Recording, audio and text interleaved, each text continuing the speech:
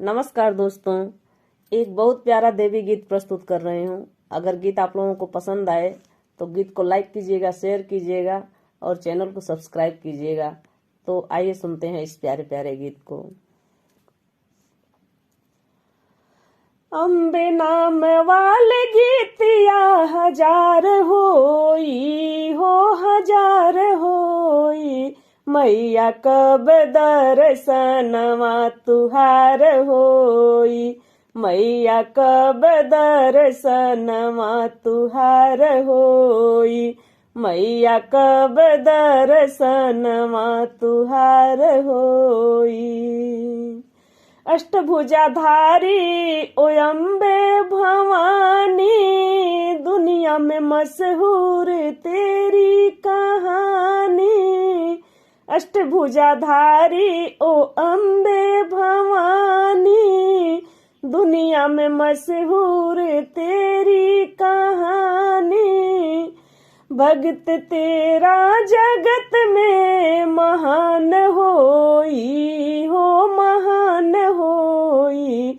मैया कब दर्शनवा तुहार होई, मैया कब दर्शनवा तुहार होई, मैया कब दर्शनवा तुहार होई।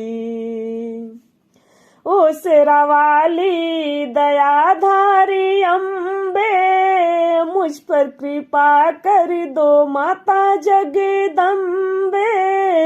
ओ शेरावाली दयाधारी अम्बे, मुझ पर कृपा कर दो माता जगदम्बे। मुझ पर कृपा कर दो माता जगदम्बे। मैया भगतन में नाम कब हमार होई हो, हमार होई। मैया कब दर्शनवा तुहार होई, हे मैया कब दर्शनवा तुहार होई, मैया कब दर्शनवा तुहार होई। भक्तों के हित तूने अवतार लीना, शुंभ और निशुंभ जैसे दुष्टों को बीना। भक्तों के हित तूने अवतार लीना, शुंभ और निशुंभ जैसे दुष्टों को बीना। शुंभ और निशुंभ जैसे दुष्टों को बीना। तुमसे ही बेड़ा हमरो भी पार होई, हे मैया पार होई। मैया कब दर्शनवा तुहार होई, मैया कब दर्शनवा तुहार होई, मैया कब दर्शनवा तुहार होई।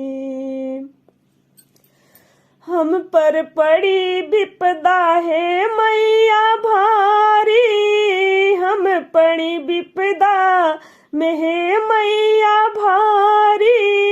चंड मुंडवारी ओ लाल चुनर वाली, हम पड़ी विपदा में है मैया भारी। चंड मुंडवारी ओ लाल चुनर वाली, चंड मुंडवारी ओ लाल चुनर वाली।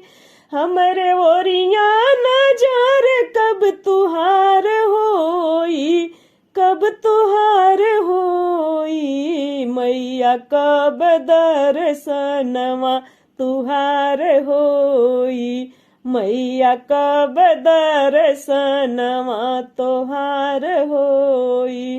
हमरे ओरिया नजर कब तुहार होई, हे मैया कब दर्शनवा तुहार होई, हे मैया कब दर्शनवा तुहार होई, मैया कब दर्शनवा तुहार होई।